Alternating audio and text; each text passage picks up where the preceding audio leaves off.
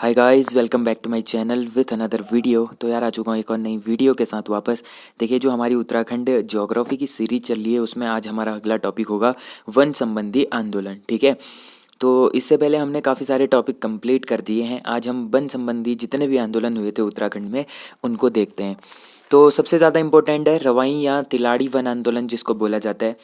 तो रवाई और जो ये तिलाड़ी वन आंदोलन है ये कब हुआ था? ये हुआ था 30 मई 1930 ईस्वी में। ठीक है, 30 मई 1930 ईस्वी में रवाई या फिर तिलाड़ी कांड भी इसको बोला जाता है, ये हुआ था। अब देखिए, बेसिकली इसमें होता क्या, नरेंद्र शाह के समय टिहरी में नया वन कानून लागू किया गया था। अब देखिए, आपने टिहरी रियासत पढ़ी, उसमें नरेंद्र शाह का शासनकाल आपने पढ़ा होगा। तो जब नरेंद्र शाह का शासनकाल चल रहा था टिहरी गढ़वाल में, टिहरी रियासत में, तो उस टाइम पे क्या हुआ, एक नया वन कानून लागू किया गया था। एक नया वन कानून लाए थे वो लोग। ठीक है, इसके तहत होता क्या था, जो किसान लोग होते थे, किसानों की जो भी भूमि होती थी उसको वो लोग क्या कर देते थे, वन भूमि में शामिल कर देते थे। मतलब ये जो नया कानून लागू हुआ था इसके तहत किसानों की भूमि को भी वो लोग क्या कर देते थे, वन भूमि में शामिल किया जा सकता था। इसके खिलाफ रवाई की जनता ने आज़ाद पंचायत की घोषणा करी और रियासत के खिलाफ विद्रोह कर दिया। अब जो तिलाड़ी कांड हुआ था उसमें जो रवाई के लोग थे, रवाई के लोगों ने क्या करा, एक आज़ाद पंचायत की घोषणा करी और जो रियासत थी, रियासत के खिलाफ इन्होंने क्या कर दिया, विद्रोह कर दिया। इसके बाद क्या होता है, 30 मई 1930 ईस्वी को जो दीवान चक्रधर जुयाल थे, इन्होंने शांतिपूर्ण प्रदर्शन कर रहे ग्रामीणों पर गोली चला दी।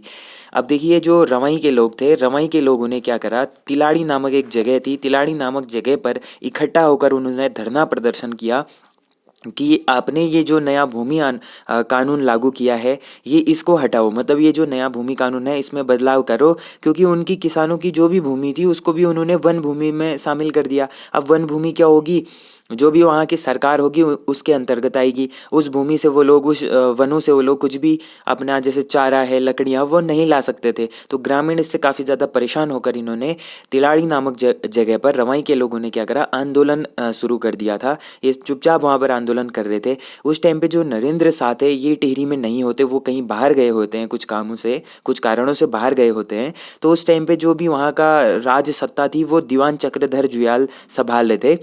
तो उन्होंने क्या करा, अपने सैनिकों के साथ आए और यहाँ पर जो शांतिपूर्ण प्रदर्शन कर रहे ग्रामीण थे उन पर गोलियां चला दी और उसमें कम से कम 200 से 300 लोग मारे गए थे। काफ़ी ज़्यादा लोग इसमें मारे जाते हैं। अब ये कांड पूछा जाता है कि कब हुआ था, किस डेट को हुआ था, तो 30 मई 1930 ईस्वी को हुआ था तिलाड़ी कांड। ठीक है, 30 मई 1930 को आज भी शहीद दिवस के रूप में मनाया जाता है। जो 30 मई है इसको क्या मनाते हैं, शहीद दिवस के रूप में मनाए जाते हैं। और इस घटना को उत्तराखंड का जलियांवाला भी कहा गया। अब आपने जलियांवाला बाग हत्याकांड सुना होगा ना, 13 अप्रैल 1919 को अमृतसर पंजाब में हुआ था। तो उसी के तरह यहाँ पर भी ये हत्याकांड हुआ था, तो इसी को जलियांवाला बाग हत्याकांड के रूप से जलियांवाला बोला जाता है उत्तराखंड का। इसके बाद जो अगला आंदोलन था ये था चिपको आंदोलन। ये भी काफ़ी ज़्यादा क्या है, इंपॉर्टेंट है, इससे भी काफ़ी क्वेश्चंस बनते हैं। अब देखिए, बात करें चिपको आंदोलन की, तो 1964 ईस्वी में क्या हुआ, जो चंडी प्रसाद भट्ट जी थे, चंडी प्रसाद भट्ट जी ने दसोली ग्राम, यानी गोपेश्वर में पड़ता है दसोली ग्राम, तो दसोली गांव गोपेश्वर में स्वराज संघ की स्थापना करी। इन्होंने क्या करा, स्वराज संघ की स्थापना करी। कहाँ पर, दसौली गांव गोपेश्वर में। 1972 ईस्वी में इन्होंने महिला मंगल दल की स्थापना भी करी। ठीक है, जो चंडी प्रसाद भट्ट जी थे इन्होंने क्या करा, पहले तो स्वराज संघ की स्थापना करी गोपेश्वर में 1964 में, फिर 1972 में इन्होंने महिला मंगल दल की स्थापना करी। इसके बाद क्या हुआ, चिपको आंदोलन की शुरुआत अप्रैल 1973 ईस्वी में चमोली से हुई। अब ये जो चिपको मूवमेंट था ये कब स्टार्ट हुआ, अप्रैल 1973 को चमोली में हुआ। बेसिकली हुआ क्या ना, जो चमोली क्षेत्र था वहाँ पर जो जंगल थे, जंगलों में बड़े बड़े जो पेड़ हुआ करते थे, तो इन पेड़ों की जो वहाँ की सरकार थी वो अंधाधुन कटाई कर रही थी। ठीक है, अंधाधुन कटाई कर रही थी। तो यहाँ की जो ग्रामीण महिलाएं थी वो उन पेड़ों से चिपक जाती हैं, मतलब वो कटाई को रोकने के लिए, क्योंकि उस टाइम पे कुछ ऐसा चल रहा था गाँव में कि सारे जितने भी मेल लोग थे, जितने भी मर्द लोग थे गाँव के, वो सारे बाहर गए हुए थे, पुरुष लोग। ठीक है, तो वहाँ गाँव में सिर्फ महिलाएं थी। महिलाएं उनके खिलाफ लड़ने के लिए सारी इकट्ठा हुई और जंगल में जाकर सारे पेड़ों पर क्या हो गए, चिपक गए, क्योंकि वहाँ पर अंधाधुन कटाई हो रही थी। उसी को रोकने के लिए जो चमोली जिले की महिलाएं थे वो सब क्या हो गए, पेड़ों से चिपक गए, जिस कारण वहाँ के जो स्थानीय जो भी शासन वाले थे लोग, उनको वहाँ से जाना पड़ा, तो वो हार गए थे। ठीक है, तो चिपको मूवमेंट की स्टार्टिंग कब से हुई थी? अप्रैल 1973 से। इसके प्रमुख पात्र माने जाते हैं गौरा देवी जी को। अब इनका नाम आपने चिपको मूवमेंट से सुना होगा। तो गौरा देवी जो थी इनकी प्रमुख पात्र थी इस मूवमेंट की, ठीक है। अब गौरा देवी की बात करें तो इनका जन्म 1925 ईस्वी में होता है और इनकी मृत्यु हो जाती है 1991 ईस्वी में, ठीक है। वनों की अवैध तथा अंधाधुंध कटाई को रोकने के लिए 1974 ईस्वी में चमोली जिले में गोपेश्वर नामक स्थान पर 23 वर्षीय विधवा गौरा देवी जी द्वारा इसका नेतृत्व किया गया। अब देखिए उस टाइम पे गौरा देवी जी केवल 23 वर्ष की थी, ठीक है। 23 वर्ष की गौरा देवी जी और इनके पति नहीं हुआ करते थे, ये विधवा महिला थी, ठीक है। तो वनों की अंधाधुंध कटाई हो रही थी तो 1974 ईस्वी में क्या करा, गौरा देवी जी ने सारी महिलाओं को इकट्ठा करा और जंगल में जाके पेड़ों से चिपक गए और वो जो लोग काटने के लिए आए थे पेड़ वगैरह उनको काटने नहीं दिया, ठीक है। वनों की रक्षा के लिए सभी ग्रामीण महिलाओं ने एक साथ वृक्षों से चिपक गए। अब सारी महिलाएं वृक्षों से चिपक गई जिस कारण वो लोग पेड़ों को नहीं काट पाए। 1977 में महिलाओं द्वारा एक नारा दिया गया, क्या है जंगल के उपकार, मिट्टी पानी और बयार, जिंदा रहने के आधार। अब 1977 में जो महिलाएं थी उन्होंने एक नारा दिया था, ठीक है। इसके बाद क्या होता है, चिपको आंदोलन को शिखर तक पहुंचाने का कार्य जो पर्यावरणविद थे सुंदरलाल बहुगुणा जी इन्होंने किया था और चंडी प्रसाद भट्ट जी ने किया था, ठीक है। अब चिपको मूवमेंट अब वो उत्तराखंड में ही सीमित नहीं रखना चाहते थे, वो पूरे देश में पूरे वर्ल्ड में उसको फैलाना चाहते थे ताकि जो पेड़ों की अंधाधुंध कटाई होती है उसको रोका जा सके। तो इसको आगे तक पहुंचाने का जो श्रेय जाता है वो जाता है चंडी प्रसाद भट्ट जी और सुंदरलाल बहुगुणा जी, ये दोनों पर्यावरणविद थे, ठीक है। इन्होंने महत्वपूर्ण भूमिका निभाई थी और सुंदरलाल बहुगुणा जी ने एक कथन भी दिया था, एक नारा दिया था, हिमालय बचाओ देश बचाओ, ठीक है। इन्होंने नारा दिया था हिमालय बचाओ देश बचाओ का नारा किसने दिया था? सुंदरलाल बहुगुणा जी ने। ये भी क्वेश्चन बनता है। इस आंदोलन के चंडी प्रसाद भट्ट जी को 1982 ईस्वी में रैमन मैग्सेसे पुरस्कार मिला, ठीक है। अब इस मूवमेंट के लिए इनको क्या मिला? चंडी प्रसाद भट्ट जी को 1982 ईस्वी में रैमन मैग्सेसे पुरस्कार मिला था। और ये जो रैमन मैग्सेसे पुरस्कार है इसको नोबेल ऑफ एशिया भी कहा जाता है, यानी एशिया का नोबेल बोला जाता है रैमन मैग्सेसे पुरस्कार को। फिर 1987 ईस्वी में चिपको आंदोलन को द राइट लिवलीहुड अवार्ड से सम्मानित किया गया। अब एक अवार्ड होता है द राइट लिवलीहुड, ठीक है, इससे सम्मानित किया गया था चिपको आंदोलन को, इस आंदोलन को, ठीक है। फिर 1986 ईस्वी में महिला मंगल दल की 30 महिलाओं को इंदिरा प्रियदर्शनी वृक्ष मित्र पुरस्कार से सम्मानित किया गया। 1986 में क्या होता है, जो महिला मंगल दल थी इसकी 30 महिलाओं को क्या मिला? इंदिरा प्रियदर्शनी वृक्ष मित्र पुरस्कार से सम्मानित किया गया था। इसके बाद क्या होता है, 1986 ईस्वी में विश्वेश्वर दत्त सकलानी, अब जो विश्वेश्वर दत्त सकलानी जी थे इनको भी इंदिरा प्रियदर्शनी वृक्ष मित्र पुरस्कार से सम्मानित किया गया था, ठीक है। 1986 ईस्वी में विश्वेश्वर दत्त सकलानी जी को इंदिरा प्रियदर्शनी वृक्ष मित्र पुरस्कार से सम्मानित किया गया था। और ये जो विश्वेश्वर दत्त सकलानी जी है इन्हीं को वृक्ष मानव कहा जाता है। ये भी एग्जाम में क्वेश्चन बनता है, वृक्ष मानव के नाम से किस व्यक्ति को जाना जाता है? तो वो हैं विश्वेश्वर दत्त सकलानी जी, ठीक है। तो ये था चिपको मूवमेंट। अब इसके बाद अगला जो मूवमेंट था, अगला जो आंदोलन था, इसके बारे में बात करें तो अगला मूवमेंट आता है 1977 का वन आंदोलन, ठीक है। 1977 का वन आंदोलन, यह आंदोलन नैनीताल से शुरू हुआ था। जो 1977 का जो आंदोलन था ये कहाँ से शुरू हुआ था? नैनीताल जिले से शुरू हुआ था। वनों की नीलामी के विरोध में अक्टूबर 1977 ईस्वी में स्टेट लेवल पर शुरू हुआ था। स्टेट लेवल पर शुरू हुआ था ये आंदोलन, 1977 का आंदोलन इसको बोला जाता है, ठीक है। अब वनों की नीलामी हो रहे थे, लोग क्या कर रहे थे, जो भी वहाँ का प्रशासन था वो वनों की नीलामी करके उसको बेच रहे थे, तो जिससे ग्रामीण लोगों को जो भी लोग थे स्थानीय लोग उनको काफ़ी ज़्यादा परेशानी हो रही थी, ठीक है। तो इसी के खिलाफ उन्होंने 1977 ईस्वी में वन आंदोलन शुरू करा था। व्यापक विरोध के बावजूद भी केवल नीलामी की विधि को स्थगित कर दिया। अब जो नीलामी की जो विधि थी, प्रोसेस थी, उसी को स्थगित किया गया था, फिर भी नीलामी नहीं रुकी थी। तो फिर भी नीलामी न रुकने के कारण क्या हुआ ना, ये आंदोलन काफ़ी ज़्यादा उग्र हो गया। उस दिन हड़ताल तथा काफ़ी तोड़फोड़ हुई। अब जब उन्होंने इस आंदोलन को बंद नहीं करा, मतलब जो ये अंधाधुंध कटाई हो रही थी तो ये उन्होंने रोका नहीं, नीलामी रोकी नहीं, तो ये आंदोलन उग्र हो गया और क्या हो गई, हड़ताल हो गई और काफ़ी तोड़फोड़ भी मचाई गई थी उस दिन। छात्रों की गिरफ्तारियां हुई। अब छात्रों ने भी इसमें भाग लिया था तो उनकी गिरफ्तारियां भी हुई और 1978 ईस्वी में पहली बार उत्तराखंड बंद हुआ था। उत्तराखंड बंद कब हुआ था पहली बार? 1978 ईस्वी में हुआ था। ठीक है। इसके बाद जो अगला आंदोलन आता है ये काफ़ी ज़्यादा इंपॉर्टेंट है, डुंगी पैतोली आंदोलन। डुंगी पैतोली आंदोलन ये ज़्यादा इंपॉर्टेंट है, काफ़ी ज़्यादा। तो चमोली जनपद के डुंगी पैतोली में बांज का जंगल काटे जाने के विरोध में जनता द्वारा आंदोलन किया गया था। अब ये जो डुंगी पैतोली आंदोलन हुआ था ये क्यों हुआ था? चमोली जनपद में जितने भी बांज के वृक्ष थे, बांज के जो जंगल थे, इनको काटे जा रहे थे। जो वहाँ के शासन प्रशासन के लोग थे वो लोग क्या कर रहे थे कि बांज के जंगलों को काट रहे थे बहुत ज़्यादा, काफ़ी मात्रा में। तो बांज के वृक्ष काटे जाने पर जो चमोली जनपद के जो डुंगी पैंतोली के लोग थे उन्होंने क्या करा, आंदोलन खड़ा कर दिया। अब आपको पता होगा उत्तराखंड में जो बांज का वृक्ष है ये काफ़ी ज़्यादा इंपॉर्टेंट होता है। एक तो इससे हमें चारा प्राप्त होता है गायों के लिए, ठीक है, चारा प्राप्त होता है, इसकी लकड़ियाँ प्राप्त होती है जब ये सूख जाते हैं। ठीक है। इसके अलावा जो बांज का वृक्ष होता है इसकी जड़ों में पानी स्टोर करने की क्षमता होती है काफ़ी ज़्यादा। ये पानी को क्या करता है, काफ़ी मात्रा में स्टोर करता है। इसी कारण क्या होता है, जो पहाड़ी इलाकों में रहने वाले लोग होते हैं, गांव होते हैं, वहाँ पर पानी मिल पाता है, इसलिए पानी की सुविधा वहाँ पर हो पाती है बांज के वृक्षों के कारण। जो बारिश का पानी आता है ना उसको स्टोर करता है। अब बांज के वृक्ष को ही काट दिया जाएगा, जंगल पूरे साफ कर दिए जाएंगे तो कितनी दिक्कतें होंगी, न चारा प्राप्त होगा, न लकड़ियाँ प्राप्त होंगी, और ना ही पानी की कमी भी हो जाएगी ना। इसी कारण इन्होंने यह आंदोलन खड़ा करा था वहाँ पे।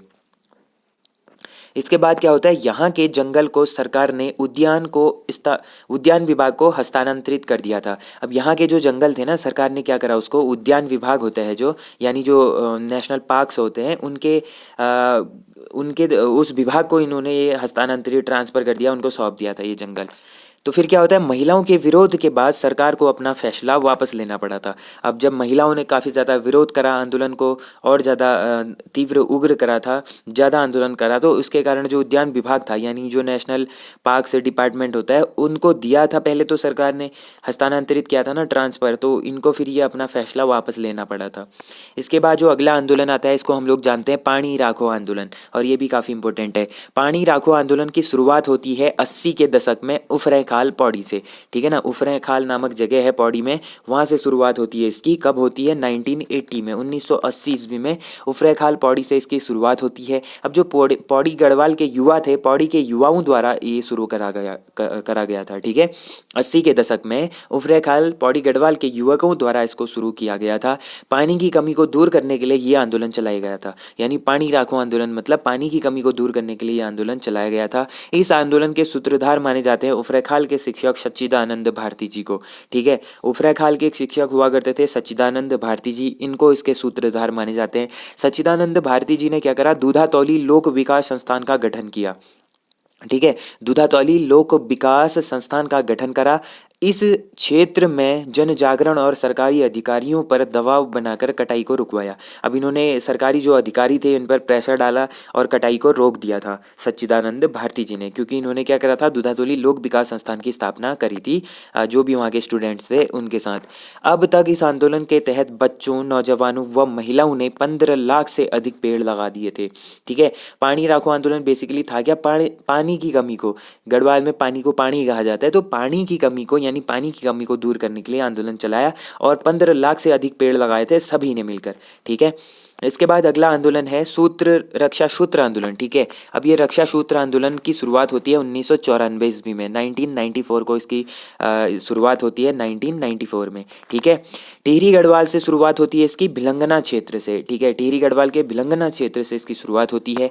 यहाँ की जनता ने वृक्ष पर रक्षा सूत्र बांधकर उसकी रक्षा का संकल्प लिया था। अब यहाँ की जनता जो थी उन्होंने वृक्षों पर क्या करा, एक रस्सी बांधी, एक धागा बांधा, रक्षा सूत्र बांधा और उनकी रक्षा करने का संकल्प लिया था कि जो सरकार है, ठीक है, तो सरकार क्या नहीं कर सकती, यहाँ पर अवैध कटाई नहीं कर सकती, इन वृक्षों को नहीं काट सकती, ये उन्होंने संकल्प लिया था। इसका विरोध हुआ था क्योंकि उत्तर प्रदेश सरकार ने 2500 पेड़ों को काटने के लिए उनको चिन्हित कर दिया था। अब इसका विरोध भी करा सरकार ने, क्यों? क्योंकि उस टाइम पे उत्तराखंड यूपी में आता था, तो यूपी की जो सरकार थी उन्होंने क्या करा, 2500 पेड़ों पर काटने के लिए पहले ही निशान लगा दिए थे, चिन्हित कर दिया था। अब जब गाँव के लोगों ने आंदोलन शुरू करा था तो फिर ये सरकार ने इसका विरोध भी करा था। ठीक है, जिसका विरोध गांव वालों ने भी किया था, क्योंकि डाल गांव, खवाड़ा, भेटी, भिगुन, तिनगढ़ आदि गांव की महिलाओं ने इसका विरोध करा कि हम आपको पेड़ नहीं काटने देंगे। ठीक है, इस आंदोलन का जो एक प्रमुख नारा था, ऊंचाई पर पेड़ रहेंगे, नदी ग्लेशियर टिके रहेंगे, पेड़ कटेंगे, पहाड़ टूटेंगे, बिना मौत के लोग मरेंगे, जंगल बचेगा, देश बचेगा, गांव गांव खुशहाल रहेगा। ये इस आंदोलन का प्रमुख नारा था। ऊंचाई पर पेड़ रहेंगे, नदी ग्लेशियर टिके रहेंगे, पेड़ कटेंगे तो पहाड़ भी टूटेंगे, बिना मौत के ही लोग मरेंगे, जंगल बचेगा तभी तो देश बचेगा, गांव गांव तभी तो खुशहाल रह पाएगा। तो ये काफ़ी अच्छा नारा वहाँ के स्थानीय लोगों ने दिया था।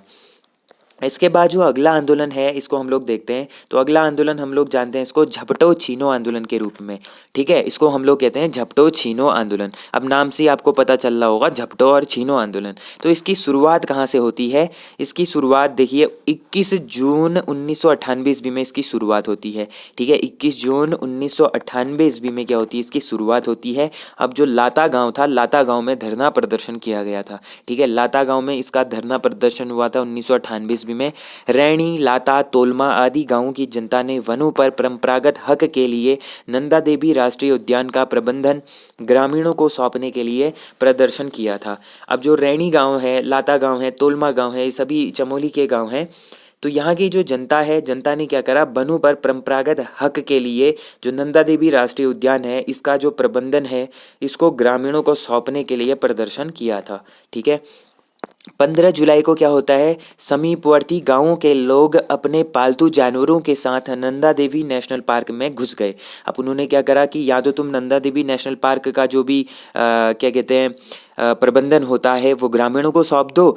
अगर उन्होंने नहीं मानी सरकार ने, फिर उन्होंने क्या करा, अपने 15 जुलाई 1998 को जितने भी समीपवर्ती गांव थे, सारे लोगों ने अपने अपने जानवरों को लाए और नंदा देवी नेशनल पार्क में घुसा दिया उनको। ठीक है, सरकार से अपने हक को पाने के लिए इस आंदोलन को झपटो छीनो नाम दिया गया।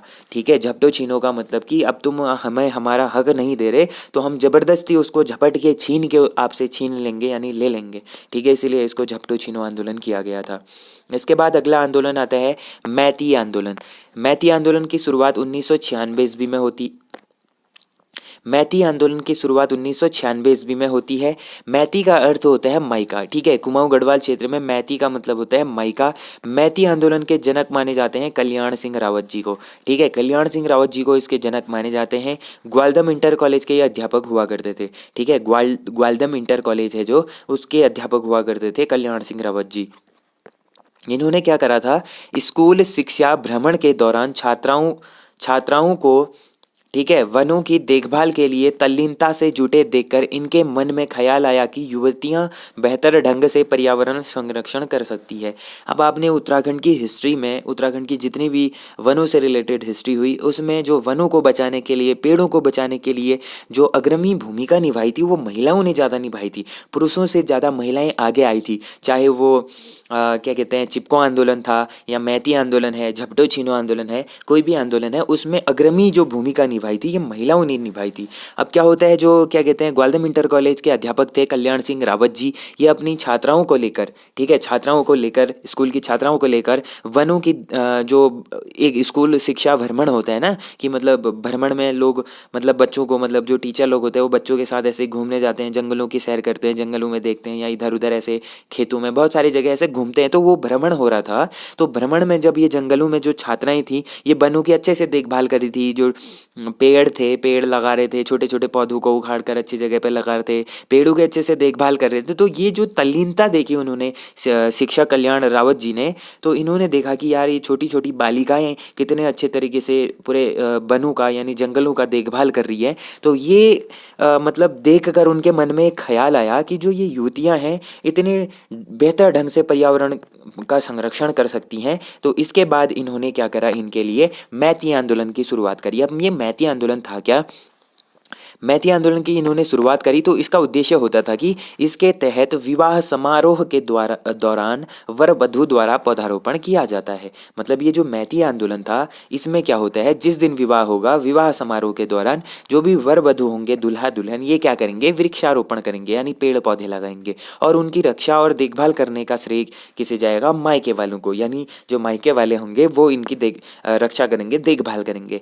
तो ये काफ़ी अच्छा उन्होंने आंदोलन शुरू करा था। ये बहुत ही काफ़ी ज़्यादा आंदोलन था। इससे पर्यावरण भी बचेगा और हमारा जो क्या कहते हैं, पर्यावरण के प्रति हमारा बहुत ज़्यादा प्रेम जो दिखेगा पर्यावरण के खिलाफ, हाँ वो दिखेगा। ठीक है, तो इन्होंने काफ़ी ज़्यादा अच्छा आंदोलन शुरू करा था, काफ़ी अच्छा आंदोलन था, जिसके दौरान हमारा जो पर्यावरण है वो भी काफ़ी अच्छा रहेगा। पेड़ पौधे लगाएंगे तो पर्यावरण हमारा अच्छा रहेगा, तो हमें और भी ज़्यादा फ़ायदा होगा जब हमारे वन और जंगल बचे रहेंगे।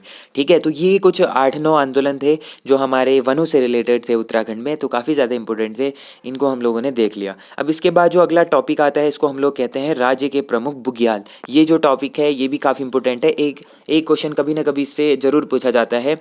तो देखिए, हम बुग्यालों की बात करें तो बुग्यालों में मैंने आप लोगों को इससे पहले जो सीरीज पढ़ाई थी, जिसमें हम लोगों ने वन पढ़े थे ना, वनों में हम लोगों ने जो पढ़ा था कि वनों को वनों को उत्तराखंड में 8 भागों में बांटा गया है। ठीक है, कौन कौन से, उपोष्ण कटिबंधीय वन, उष्ण कटिबंधीय शुष्क वन, उष्ण कटिबंधीय आर्द्र पतझड़ वन, कोणधारी वन, पर्वतीय शीतोष्ण वन, फिर आता है उप एल्पाइन तथा एल्पाइन वन, फिर एल्पाइन झाड़ियाँ और घास के जो मैदान होते हैं, और टुंड्रा वनस्पतियाँ जो होती हैं। तो हमने जो इसमें एल्पाइन झाड़ियाँ और घास के मैदान पढ़े थे ना, तो यही जो घास के मैदान होते हैं जिनकी हाइट कितनी होती है, 3000 से लेकर 3600 मीटर। ठीक है, 3000 से लेकर 3600 मीटर के बीच में जो इस ऊंचाई में जो वनस्पतियां पाई जाती हैं, इनको हम लोग क्या कहते हैं, एल्पाइन झाड़ियां या घास के मैदान कहते हैं। अब इससे भी जब हम ऊपर जाने लगेंगे, 3600 मीटर से ऊपर जब जाएंगे, तो हमें वहां पर क्या मिलता है, घास के मैदान मिलते हैं। तो 3600 मीटर की ऊंचाई में जो घास के मैदान मिलते हैं, इन्हीं को उत्तराखंड में बुग्याल या पयार कहा जाता है। मीडो या फिर अल्पाइन पास्चर भी इसको बोला जाता है। ठीक है, बुग्याल, पयार या मीडो कहा जाता है, या फिर अल्पाइन पास्चर इसको बोला जाता है उत्तराखंड में। ठीक है, जैसे हम जम्मू कश्मीर की बात करें तो जम्मू एंड कश्मीर में इसको क्या कहते हैं, मर्ग कहते हैं। मर्ग जैसे गुलमर्ग, सोनमर्ग, इस तरीके से इसको मर्ग कहा जाता है। कहाँ, जम्मू कश्मीर में। अब बुग्याल आप लोगों ने समझ लिया बुग्याल क्या होते हैं। जो 3600 मीटर की ऊंचाई पर 3600 मीटर से ऊपर की ऊंचाई पर जाने पर जो घास के मैदान पाए जाते हैं, उन्हीं को हम लोग क्या कहते हैं, बुग्याल कहते हैं। तो देखिए, राज्य में जो प्रमुख बुग्याल हैं इनकी बात करें तो पहला जो हमारा पॉइंट होगा, चमोली में स्थित बुग्याल। अब हम लोग डिस्ट्रिक्ट वाइज इनको करते हैं। तो चमोली की बात करें तो चमोली में कौन कौन से बुग्याल हैं, तो पहला जो बुग्याल आता है, ये आता है सतोपंथ बुग्याल या संतोपत या सतोपंथ बुग्याल, घस्तोली बुग्याल, रताकोण बुग्याल, लक्ष्मी वन बुग्याल। ये सभी चमोली के अंतिम गांव माणा के ऊपर स्थित हैं। जो माणा गांव है चमोली का अंतिम गांव, तो उसके ऊपर वाले क्षेत्र में स्थित है ये 4 के 4 बुग्याल। ठीक है, इसके बाद जो अगला बुग्याल आता है ये है नंदन कानन, ये भी चमोली में स्थित है। गुरसो बुग्याल औली के पास हाथी पर्वत पर स्थित है। फिर है चित्रकांठा बुग्याल, ये भी चमोली में है। क्वारी बुग्याल विरही के ऊपर है, जो विरही है इसके ऊपर है चमोली में। ठीक है, इसके बाद देखिए चौफिट शिखर मलारी के पास में स्थित है। ठीक है, जो चौफिट शिखर है ये भी एक बुग्याल है। ये कहाँ स्थित है, ये मलारी के पास चमोली में स्थित है। फिर है कल्पनाथ, बद्रीनाथ मार्ग जो है यहाँ पर स्थित है कल्पनाथ। कैला बुग्याल, ये बद्रीनाथ के चारों ओर फैला है। ठीक है ना, ये बद्रीनाथ के क्या है, चारों ओर फैला हुआ है। इसके बाद जो अगला बुग्याल आता है, यह आता है फूलों की घाटी बुग्याल। फूलों की घाटी जो बुग्याल है ये चमोली में स्थित है, जोशीमठ बद्रीनाथ मार्ग पर स्थित है। यह नर एवं गंधमादन पर्वतों के मध्य के भ्यूंडार घाटी में स्थित है। अब जो चमोली में जो जोशीमठ और बद्रीनाथ का मार्ग जाता है ना, इसी के बीच में एक नर एवं गंधमादन पर्वत है। तो इन पर्वतों के मध्य में जो भ्यूंडार घाटी आती है, भ्यूंडार घाटी में ही स्थित है फूलों की घाटी बुग्याल। ठीक है, अब देखिए इसकी खोज किसने करी थी, 1931 में फ्रैंक स्माइथ ने करी थी। ठीक है, फ्रैंक स्माइथ ने 1931 में करी। फूलों की घाटी क्या है, एक नेशनल पार्क भी है। ठीक है, इसके बाद हम लोग आगे बात करें तो औली बुग्याल भी काफ़ी इंपॉर्टेंट है। जो औली बुग्याल है ये जोशीमठ से 15 किलोमीटर दूर साहसिक पर्यटन के लिए विश्व प्रसिद्ध है। अब यहाँ पर साहसिक पर्यटन किया जाता है, काफ़ी सारे पर्यटक लोग यहाँ पे आते हैं। ये जोशीमठ से 15 किलोमीटर की दूरी पर स्थित है औली बुग्याल, और ये काफ़ी ज़्यादा फेमस है, विश्व प्रसिद्ध है। नंदा देवी, कामेट, माणा, द्रोणगिरी, नीलकंठ तथा हाथी गौरी पर्वत श्रृंखलाओं से घिरा हुआ है। इसके बाद अगला आता है रूपकुंड। ठीक है, कौन सा आता है, रूपकुंड। रूपकुंड चमोली में स्थित है। फेण कमल पुष्प के लिए प्रसिद्ध है। जो रूपकुंड बुग्याल है ये क्या कहाँ स्थित है, चमोली में स्थित है। और ये किसके लिए फेमस है, ये फेण कमल पुष्प जो होता है इसके लिए काफ़ी ज़्यादा फेमस है। इसके बाद कुछ और छूट रहे थे, इनको भी हम लोग देखते हैं। तो देखिए बगजी बुग्याल, जो बगजी बुग्याल है ये पिंडर और कैल के बीच में है। पिंडर और कैल के बीच में है बगजी बुग्याल। फिर इसके बाद अगला है बेदनी बुग्याल, सबसे बड़ा बुग्याल है ये उत्तराखंड का। ठीक है, उत्तराखंड का सबसे बड़ा बुग्याल है जो रूपकुंड है चमोली में, रूपकुंड के पास में ही स्थित है बेदनी बुग्याल। एग्जाम में क्वेश्चन बनता है उत्तराखंड का सबसे बड़ा बुग्याल कौन सा है, तो ये है बेदनी बुग्याल। फिर आता है अली बुग्याल, ये कहाँ स्थित है अली बुग्याल, ये चमोली और रुद्रप्रयाग में स्थित है। ठीक है, तो ये तो थे चमोली के बुग्याल। अब हम लोग देखते हैं उत्तरकाशी में स्थित बुग्यालों को। उत्तरकाशी में स्थित बुग्यालों की बात करें तो केदारकांठा बुग्याल, ये काफ़ी इंपॉर्टेंट है, मखमली घास के लिए काफ़ी ज़्यादा प्रसिद्ध है। ठीक है, मखमली घास के लिए प्रसिद्ध है केदारकांठा बुग्याल। फिर आता है मानेक बुग्याल, मानेक बुग्याल सरताल के पास में स्थित है। फिर आता है हरकीदून, ये बंदरपूंछ की ढाल पर स्थित है। सोनगाड़ या छायागाड़ इसको कहते हैं, ये भी उत्तरकाशी। देवदामिनी, ये कहाँ है, यमुनोत्री के पास में स्थित है। ठीक है, इसके बाद देखिए दयारा बुग्याल, ये मैप में इसको लाया गया किसके द्वारा, चंद्रप्रभा एतवाल जी के द्वारा। अब जो पर्वतारोही थी चंद्रप्रभा एतवाल, आपने इनके बारे में काफ़ी पढ़ा होगा। जो चंद्रप्रभा एतवाल जी थे इनके द्वारा इसको उत्तराखंड के मैप में लाया गया दयारा बुग्याल को, क्योंकि उससे पहले किसी को पता नहीं था इस बुग्याल के बारे में। ठीक है, तो दयारा बुग्याल के बाद जो अगला बुग्याल आता है इसको हम लोग कहते हैं कुश कल्याण बुग्याल, जो उत्तरकाशी में स्थित है। पवाली कांठा, ठीक है, जो पवाली कांठा है ये भी कहाँ है, उत्तरकाशी में। फिर आता है तपोवन, ये गोमुख के पास स्थित है। केदारखर्क, ये भी गोमुख के पास स्थित है। फिर आता है सरोताल बुग्याल, तो सरोताल बुग्याल भी कहाँ है, उत्तरकाशी में स्थित है। अब देखिए उत्तरकाशी और चमोली के हम लोगों ने देख लिए, अब टिहरी गढ़वाल के हम लोग बुग्याल देखते हैं। अब जो सबसे ज़्यादा बुग्याल थे ना ये चमोली और उत्तरकाशी में ही थे। अब टिहरी में स्थित बुग्यालों की बात करें तो महासरताल, सहस्त्रताल बुग्याल, जराई बुग्याल, अप्सराओ यानी कोटली बुग्याल इसको कहते हैं, खतलिंग बुग्याल और खारसोली बुग्याल, ये सभी बुग्याल कहाँ स्थित हैं, टिहरी गढ़वाल में स्थित हैं। फिर बात करें रुद्रप्रयाग की, तो रुद्रप्रयाग में कौन कौन से बुग्याल हैं, चोपता बुग्याल, थोली बुग्याल, मननी बुग्याल, बर्मी बुग्याल और मदमहेश्वर बुग्याल। तो ये जो चोपता बुग्याल है ये वाला काफ़ी इंपॉर्टेंट हो जाता है। पिथौरागढ़ की बात करें तो पिंडारी बुग्याल, नामिक बुग्याल, जोहार बुग्याल, खलिया बुग्याल, चिपलाकोट बुग्याल, रहाली बुग्याल, लड़ी अंगटी बुग्याल और थाला बुग्याल और थारथा बुग्याल। ठीक है, तो ये सारे बुग्याल कहाँ स्थित हैं, पिथौरागढ़ में। अब ये थाला बुग्याल काफ़ी इंपॉर्टेंट है बिकॉज थाला फॉर अ रीज़न।